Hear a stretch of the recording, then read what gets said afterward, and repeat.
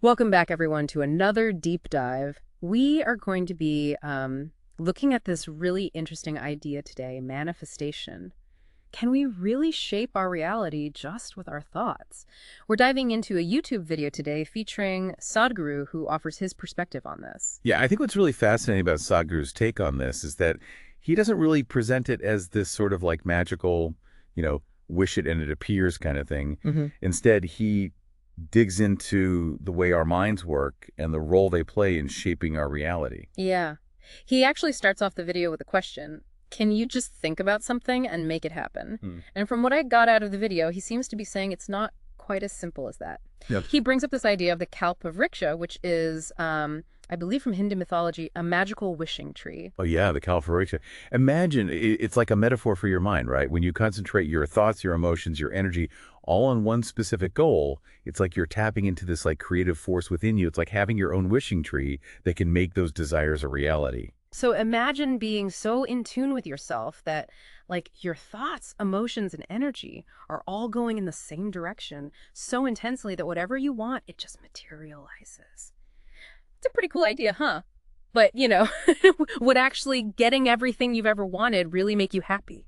That's a good point. Sadhguru talks about the mind. When we kind of leave it to do its own thing, it's like a restless monkey, right? They're always jumping from one thought to another, easily distracted, always trying to imitate things. And that kind of scattered mimicking nature, it can actually get in the way of manifesting what we want because we're not putting our energy where it needs to go. Yeah. It's like you're trying to hit a target, but your aim is all over the place, so then you miss, right? One thing that really stuck with me was when he said manifestation tends to work for people with what he calls simple-minded faith. So is he saying we should just ditch critical thinking and just believe, blindly?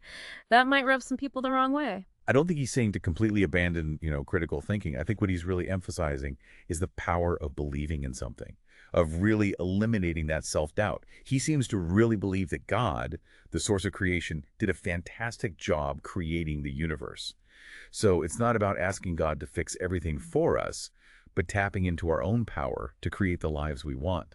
He really emphasizes how powerful that inner potential can be. He even says, what has not happened till now on this planet can happen tomorrow. Human beings are capable of making it happen tomorrow. Wow. That's a powerful statement. Like he's saying, we're not chained to the past. We have the power to create something totally new. Yeah, and that's really at the core of manifestation, isn't it? It's the idea that we're not just passively letting fate happen to us. We can actually mold our reality. Yeah. And it connects to what Sadhguru says about why we're unhappy, this gap between what we expect and what actually happens, right? We get stuck on how things should be, and then we suffer when life doesn't follow that script. So, are we setting ourselves up for disappointment if we're always fighting against how life actually is? And how can we shift that perspective? Sadhguru suggests something pretty interesting. He says, instead of obsessing over how things should be, we should consciously choose to cultivate pleasantness within ourselves and in the way we interact with the world, choosing joy, peace, love, even bliss, aligning our actions with what we want to see in our lives. Okay, I get that, but honestly, trying to create a peaceful, loving, joyful world every single day, that's a lot to ask. We mess up, we have bad days. What happens then? Well, Sadhguru has this really empowering view on failure. He says, for someone who is truly committed, there is no failure. There are only lessons to be learned. Every time you stumble, it's a chance to adjust, to do better next time. It's about self-compassion. Right, progress, not perfection. And he breaks it down into these four key elements that we need to organize in our minds. Thought, emotion, energy, and body. And when they're in sync, that's when our power to manifest goes up. Yeah, like a well-conducted orchestra. When all the instruments are playing together, it's beautiful. Same with our thoughts, emotions, energy, and actions. When they're all aligned, we create this powerful force that helps us get what we want. And this isn't just some mystical thing, it's relevant to each and every one of you listening. Think about it. How much more could you achieve if you really harnessed the power of your thoughts and focused them on what you truly wanted? What kind of impact could you make on the world if you really believed you could create positive change? And that brings us to the question. What does it mean to organize these four parts of ourselves? How do we bring them into alignment to unlock our creative potential, like Sadhguru is talking about? Yeah, that's a really good question. Before we jump into that, let's remind ourselves of those four elements we need to get in sync for manifestation.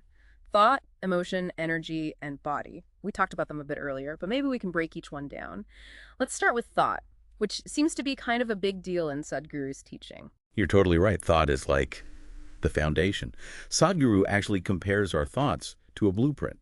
So if you can imagine something clearly in your mind, you're already, on your way to making it real. But he also cautions against negative thinking because it can really mess things up. It's like that saying, whether you think you can or you think you can't, you're right. So it's not just about being positive for the sake of being positive. It's about believing that what we want is actually possible and then focusing our thoughts in that direction. What are some practical ways people can deal with those negative thoughts that pop up and derail the whole process? One technique he recommends is to become an observer of your thoughts. So instead of getting all wrapped up in the stories your mind is telling you, just notice them. Let them come and go like clouds passing by. That way you can choose which thoughts to pay attention to and which ones to just let drift away. Yeah, so instead of being controlled by every little thought that pops up, we can kind of step back and choose the ones that will help us.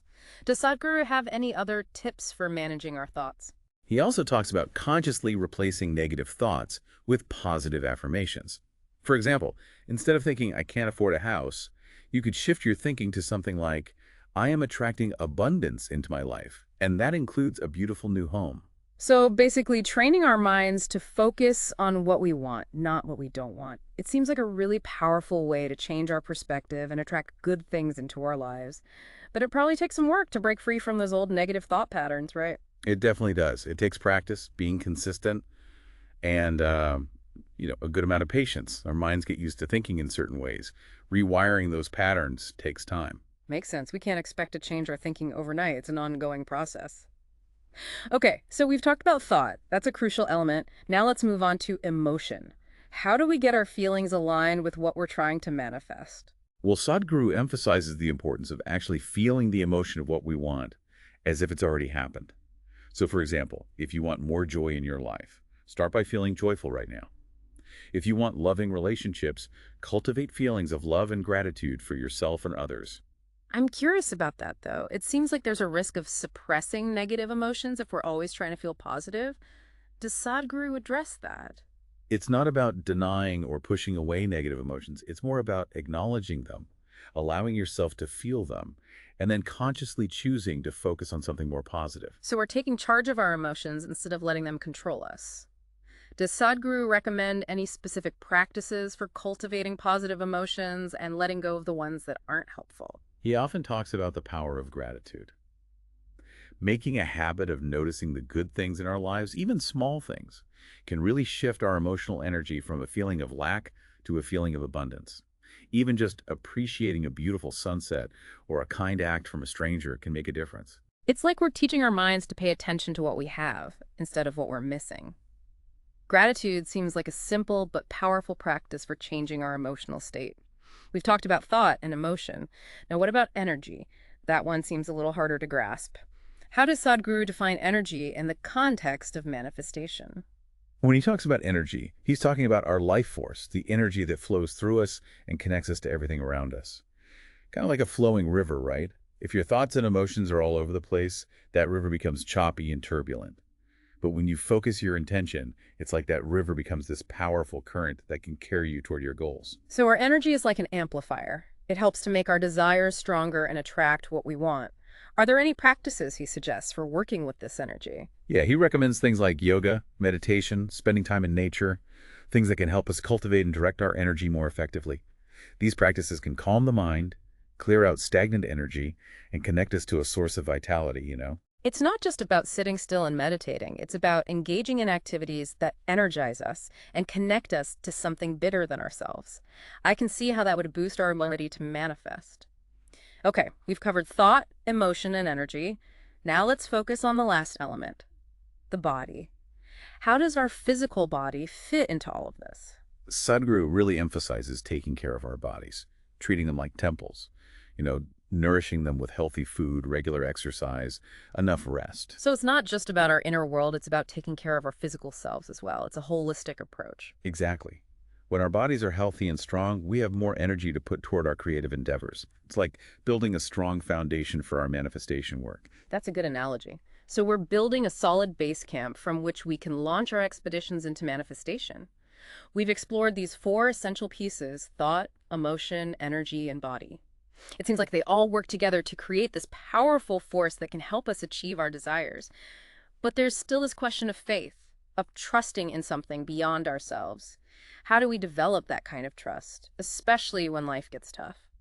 One way to strengthen your faith is to think about times in your life when things worked out, even when you had no clue how they would. Mhm. Remember those moments when everything just seemed to fall into place, those unexpected gifts, or when you were guided to the right place at the right time? It's about recognizing that we're not always in control, that there's something bigger than us at work. I like that. Looking back and seeing those moments of grace can definitely build trust. But what about when things don't go as planned? How do we keep the faith when we're facing challenges or setbacks? Sadhguru talks about the importance of surrender. And by surrender, he doesn't mean giving up on your dreams or settling for less. He means letting go of the need to control every little thing and trusting that the universe has our back, even when things don't go the way we expect. Surrender is a tough one. It seems like the opposite of what we should be doing if we're trying to manifest our desires. Can you explain what Sadhguru means by surrender and how it can actually help us manifest? Surrender is about recognizing that we don't have all the answers. We don't need to try to control everything. It's about trusting that even if things don't go according to plan, there's a bigger purpose that we might not see right now. This trust lets us face challenges with more ease, knowing that we're being guided toward what's best for us, even if the path isn't clear yet. So surrender is about letting go of that tension and anxiety that comes with trying to force things to happen. We're choosing to align ourselves with the flow of the universe, trusting that what's meant for us will find its way to us. It's a shift from striving to allowing. You got it. It's realizing that we're co-creating with the universe, not trying to boss it around. When we surrender our need to control, we open ourselves to possibilities that we might never have imagined. It's not about being passive, but about participating in the creation process while trusting in something larger than ourselves. It seems like there's a balance between taking action and surrendering to the unknown. Exactly. It's this dynamic back and forth between effort and allowing, intention and surrender. We're not just waiting for things to happen, we're taking action, thinking positive thoughts, feeling good emotions, managing our energy, taking care of our bodies, and trusting in the process. It's like a more whole and empowering way to live. We're not just manifesting things, we're manifesting experiences, relationships, opportunities, a more fulfilling life in general. That's it, exactly. It's about aligning ourselves with the creative power of the universe Yeah. and becoming conscious creators of our reality. That reminds me of what Sadhguru said. What has not happened till now on this planet can happen tomorrow. Human beings are capable of making it happen tomorrow. It's like a reminder that we're not stuck in the past. We have the power to shape the future. That's the beauty of manifestation. It's not about bending the universe to our will. It's about getting in sync with the natural flow of abundance and allowing the universe to work its magic through us. And that brings us to something else. Sadhguru emphasizes the idea that our happiness doesn't depend on what's happening around us, but on our inner state of being. Absolutely. He often says that we're all looking for pleasantness, both inside ourselves and in our interactions with the world, whether we're going for material success, spiritual enlightenment, or just a happy family life. It all comes down to wanting things to be pleasant. So instead of chasing after external things, we should focus on creating peace, joy, and love within ourselves. Precisely. Sadhguru suggests that if we create that pleasantness inside, it will naturally spread outward, affecting our relationships, our work, everything around us. It's like a ripple effect, right? One small act of kindness can touch so many lives. It's like that saying, be the change you want to see in the world. Yeah. And he reminds us that it's a process, not a destination. We're going to mess up, have bad days, and make mistakes along the way. The key is to keep coming back to that intention, to create pleasantness within ourselves and in the world. Progress, not perfection, right? Recognizing that each moment is a fresh start, a chance to choose love over fear, joy over sadness, peace over conflict. You've got it. We don't have to wait for everything to be perfect to start creating the lives we want. We can start right here, right now, by changing our thoughts, cultivating good emotions, directing our energy, and taking actions that align with our biggest goals. That brings us back to the power of intention. Sadhguru encourages us to start each day with the intention of creating a peaceful, loving, and joyful world. But what about those times when we don't live up to our intentions? What happens when we fall short of our own goals? Even if we mess up 100 times a day, just having that intention is powerful. It sets the tone for everything we think, feel, and do throughout the day. And over time, that intention starts to shape our reality, just like a sculptor carefully chiseling away at a piece of marble until it becomes a masterpiece. It's like planting a seed. We don't see the results right away, but if we keep nurturing it, that seed will sprout and grow into something amazing. And it's the same with our intentions. When we plant seeds of peace, love, and joy in our minds, they will eventually manifest in our lives and in the world. Exactly. Instead of focusing on what's wrong with the world, let's focus on what we want to create. Let's be the change we want to see. So well said, and I keep coming back to that line from Sadhguru. What has not happened till now on this planet can happen tomorrow. Human beings are capable of making it happen tomorrow. It's so hopeful. It reminds us that we're not bound by the past. We have the power to co-create a future full of possibility. It's call to action, a reminder that we can be conscious creators.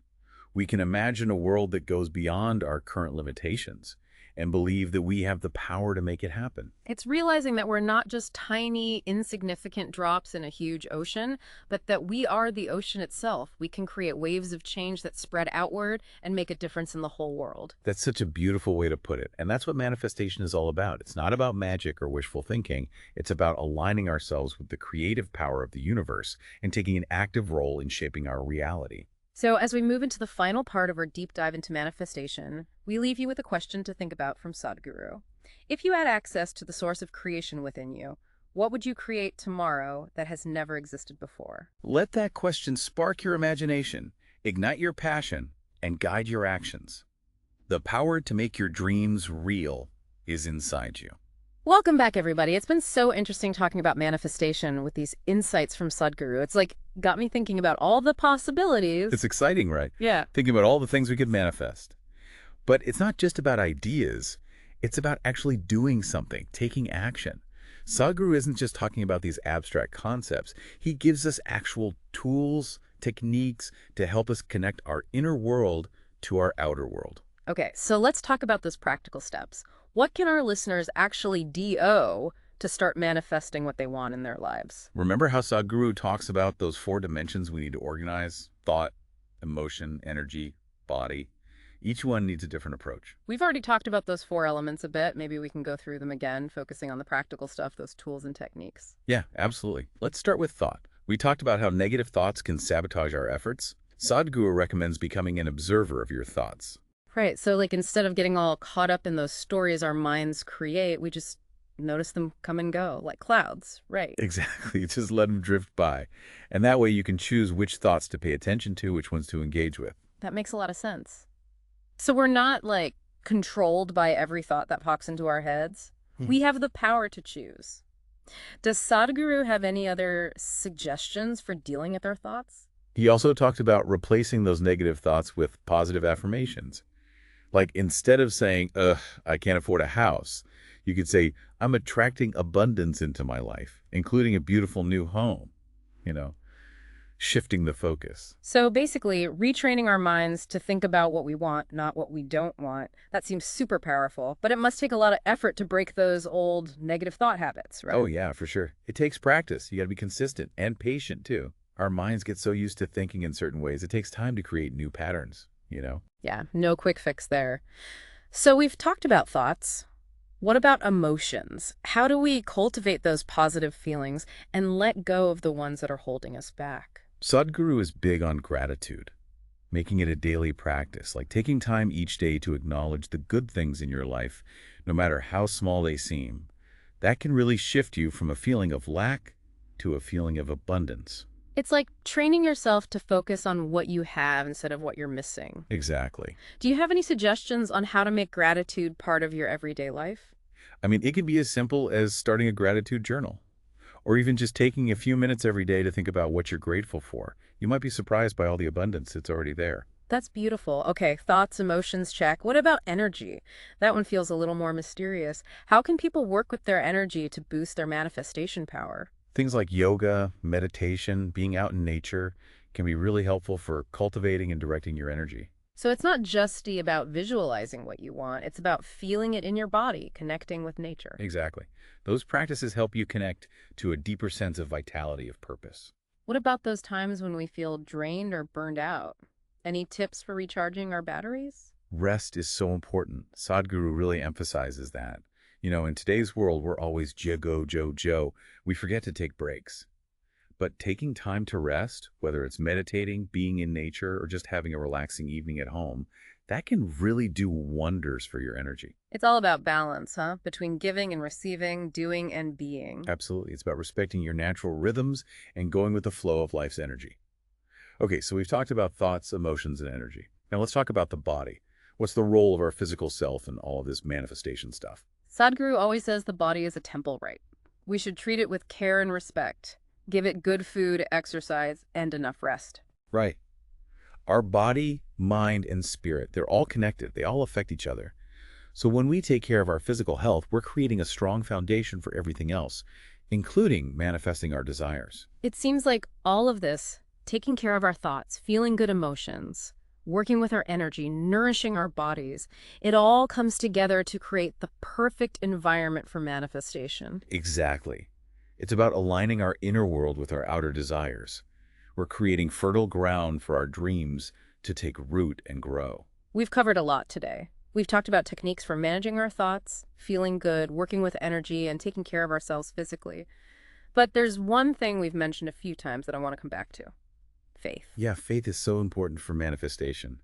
It's trusting in something bigger than ourselves, believing that we're supported and guided, even when we can't see where we're going. But how do you build that kind of trust, especially when life throws you a curveball? It's hard to keep the faith when things aren't working out the way you hoped. One thing you can do is think back to times in your life when things did work out, even when you had no idea how they would. Those moments of synchronicity, or when you got an unexpected gift, or when you just happened to be in the right place at the right time.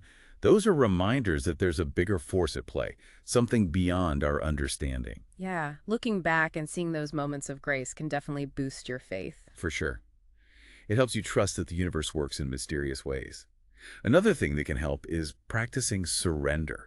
Surrender. That one's tough. It seems like the opposite of what we should be doing if we're trying to manifest. I know it can seem counterintuitive, but what Sadhguru means by surrender is not giving up on your dreams or settling. It's more about letting go of the need to control every little detail, trusting that even if things don't go exactly according to your plan, there's a bigger purpose at work, something you might not be able to see yet. So instead of stressing and trying to force things to happen, we relax and trust that we're being guided toward what's best for us, even if the path isn't clear right now. Exactly. And you know what? When you do that, when you surrender, it opens you up to possibilities you might never have imagined. So it's not about being passive, it's about participating in the creative process, but with a sense of trust and allowing. Yeah, exactly. It's a dance. You got to find that balance between action and surrender, between putting in the effort and letting go. Yeah. And the more you practice surrender, the more you open yourself up to those amazing possibilities that the universe has waiting for you. Wow, this has been such an eye-opening conversation about manifestation. We've learned so much from Sadhguru's insights, from practical tips to deep spiritual wisdom. As we wrap up this deep dive, I'm curious to hear your final thoughts. What does it really mean to manifest the life you want? For me, it's not about magic or wishful thinking. It's about realizing that we have the power to create a life that's full of purpose, joy, and abundance. We get to be conscious creators, co-creating with the universe. But it's also about surrendering to the unknown, trusting that we're supported even when things are uncertain. It's a journey of self-discovery, growth, and transformation. And the best part is, we're all in this together. That's beautifully said. So it's not just about manifesting things, but about manifesting a more fulfilling life experience. Well, on that note, we want to thank you all for joining us for this deep dive into manifestation. We hope you've been inspired to tap into your own creative potential and start manifesting the life you truly desire. Until next time, keep diving deep.